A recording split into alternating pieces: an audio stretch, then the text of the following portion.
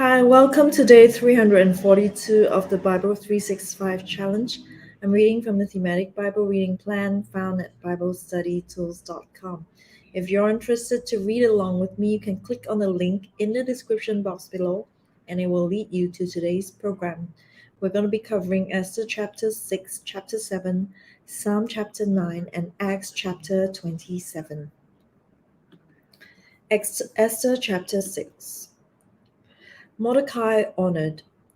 That night the king could not sleep, so he ordered the book of the Chronicles, the record of his reign, to be brought in and read to him.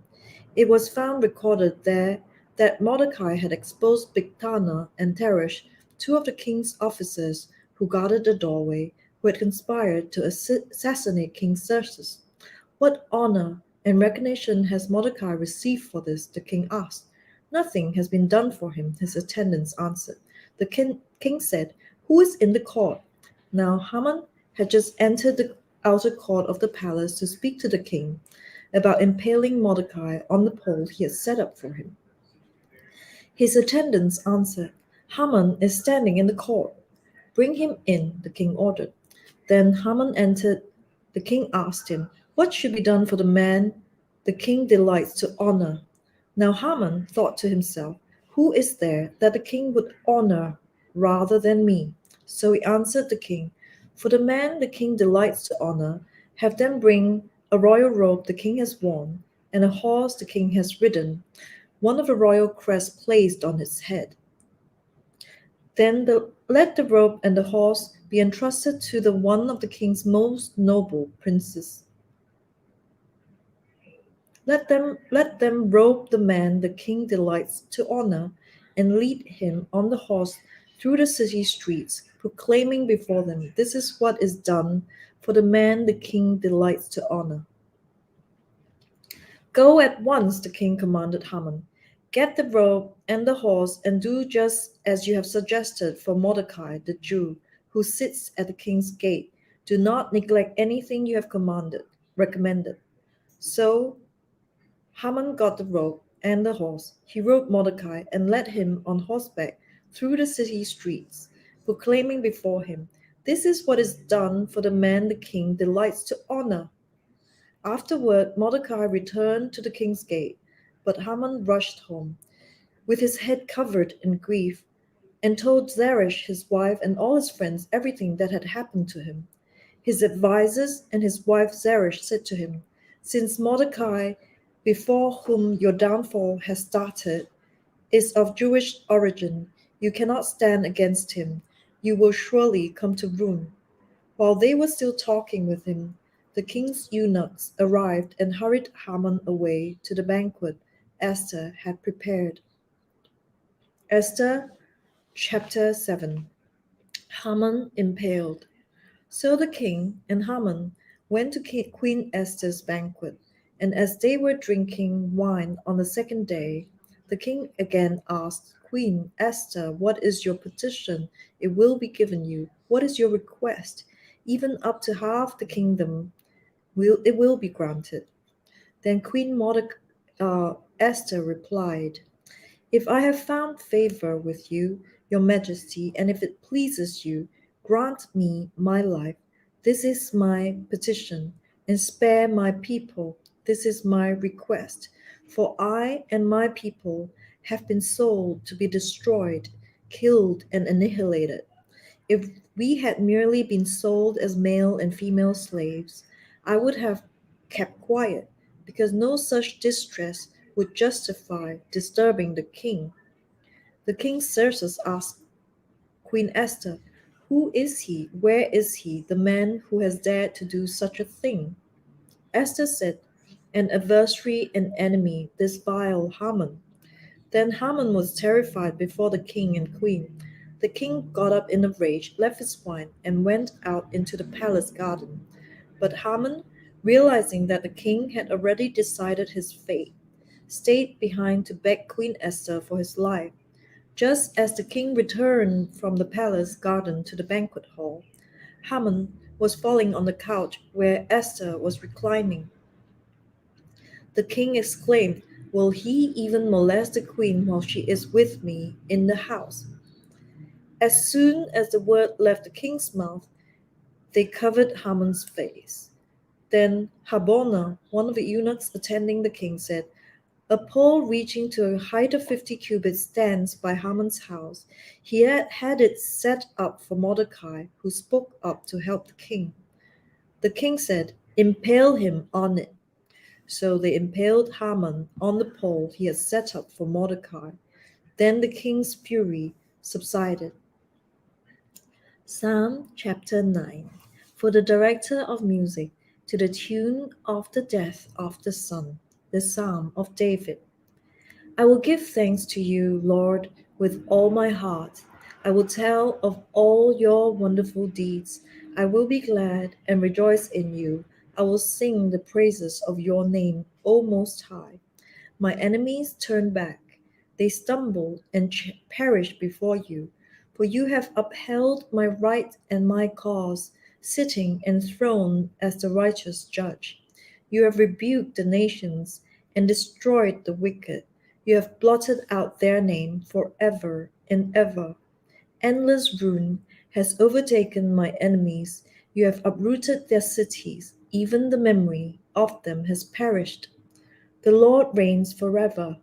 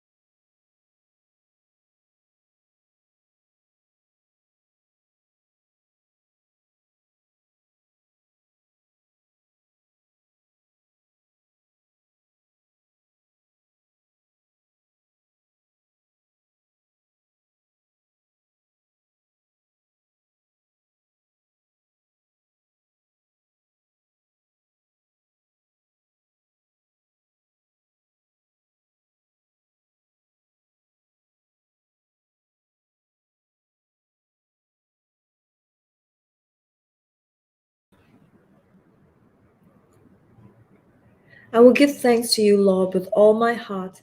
I will tell of all your wonderful deeds. I will be glad and rejoice in you. I will sing the praises of your name, O Most High. My enemies turn back. They stumble and perish before you. For you have upheld my right and my cause, sitting enthroned as the righteous judge. You have rebuked the nations and destroyed the wicked. You have blotted out their name forever and ever. Endless ruin has overtaken my enemies. You have uprooted their cities. Even the memory of them has perished. The Lord reigns forever. He has established his throne for judgment. He rules the world in righteousness and judges the peoples with equity. The Lord is a refuge for the oppressed, a stronghold in times of trouble. Those who know your name trust in you, for you, Lord, have never forsaken those who seek you. Sing the praises of the Lord, enthroned in Zion. Proclaim among the nations what he has done. For he who avenges blood remembers. He does not ignore the cries of the afflicted. Lord, see how my enemies persecute me. Have mercy and lift me up from the gates of death, that I may declare your praises in the gates of daughter Zion, and there rejoice in your salvation. The nations have fallen into the pit they have dug. Their feet are caught in the net they have hidden. The Lord is known by the acts of justice. The wicked are ensnared by the work of their hands. The wicked go down to the realm of the dead, all the nations that forget God. But God will never forget the needy. The hope of the afflicted will never perish. Arise, Lord, do not let mortals triumph. Let the nations be judged in your presence. Strike them with terror. Lord, let the nations know they are only mortal. Acts chapter 27. Paul sails for Rome. When it was decided that we would sail for Italy, Paul and some other prisoners were handed over to a centurion named Julius, who belonged to the imperial regiment. We boarded a ship from Adramyttium, about to sail for ports along the coast of the province of Asia, and we put out to sea. Aristarchus, a Macedonian from Thessalonica, was with us. The next day, we landed at Sidon, and Julius, in kindness to Paul, allowed him to go to his friends so they might provide for his needs. From there, we put out to sea again and passed to the lee of Cyprus because the winds were against us. When we had sailed across the open sea off the coast of Sicilia and Pamphylia, we landed at Myra in Lycia. There, the centurion found an Alexandrian ship sailing for Italy and put us on board. We made slow headway for many days and had difficulty arriving off Cnidus. When the wind did not allow us to hold our course, we sailed to the lee of Crete, opposite Salmone. We moved along the coast with difficulty and came to a place called Fair Havens near the town of Lasea. Much time had been lost and sailing had already become dangerous because by now it was after the Day of Atonement. So Paul warned them, "Men, I can see that our voyage is going to be disastrous and bring great loss to ship and cargo and to our own lives also." But the centurion, instead of listening to what Paul said, followed the advice of the pilot and the owner of the ship. Since the harbor was unsuitable to winter in, the majority decided that we should sail on, hoping to reach Phoenix and winter there. This was a harbor in Crete, facing both southwest and northwest. The storm, when a gentle south began to blow, they saw their opportunity, so they weighed anchor and sailed along the shore of Crete. Before very long, a wind of hurricane force, called the northeaster, swept down from the island. The ship was caught by the storm and could not head into the wind, so we gave way to it and were driven along. As we passed to the lee of a small island called Cauda, we were hardly able to make the lifeboat secure, so the men hoisted it aboard. Then they passed ropes under the ship itself to hold it together. Because they were afraid they would run aground on the sandbars of Syrtis, they lowered the sea anchor and let the ship be driven along. We took such a violent battering from the storm that the next day they began to throw the cargo overboard. On the third day, they threw the ship's tackle overboard with their own hands. When neither sun nor stars appeared for many days, and the storm continued raging, we finally gave up all hope of being saved. After they had gone a long time without food, Paul stood up before them and said, "Men, you should have taken my advice not to sail from Crete. Then you would have spared yourself this damage and loss. But now I urge you to keep up your courage, because not one of you will be lost. Only the ship will be destroyed. Last night an angel of the God to whom I belong, and whom I serve, stood beside me and said, 'Do not be afraid, Paul, you must stand trial before Caesar, and God has graciously given you the lives of all who sail with you. So keep up your courage, men, for I have faith in God that it will happen just as he told me. Nevertheless, we must run aground on some island.'" The shipwreck. On the 14th night, we were still being driven across the Adriatic Sea, when about midnight the sailors sensed they were approaching land. They took soundings and found that the water was 120 feet deep. A short time later, they took soundings again and found it was only 90 feet deep. Fearing that they would be dashed against the rocks, they dropped 4 anchors from the stem and prayed for daylight. In an attempt to escape from the ship, the sailors let the lifeboat down into the sea, pretending they were going to lower some anchors from the boat. Then Paul said to the centurion and the soldiers, "Unless these men stay with the ship, you cannot be saved." So the soldiers cut the ropes that had held the lifeboat and let it drift away. Just before dawn, Paul urged them all to eat. "For the last 14 days," he said, "you have been in constant suspense and have gone without food. You haven't eaten anything. Now I urge you to take some food. You need it to survive. Not one of you will lose a single hair from his head." After he said this, he took some bread and gave thanks to God in front of all.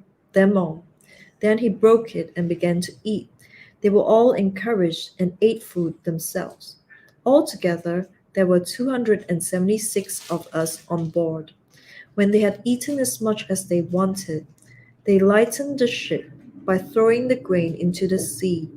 Then daylight came.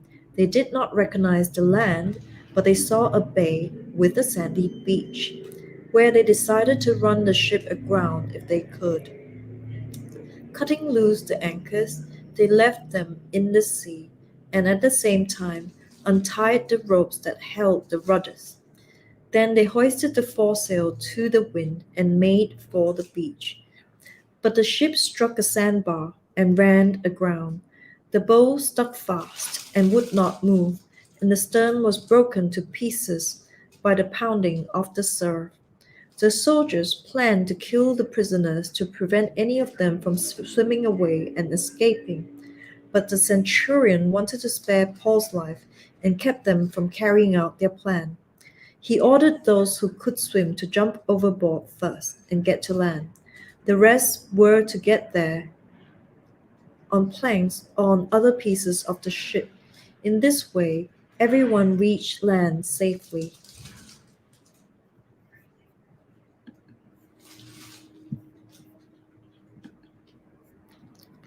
That was day 324 of the Bible 365 challenge.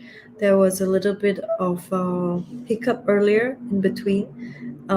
Anyway, I will read the next day soon. See you tomorrow.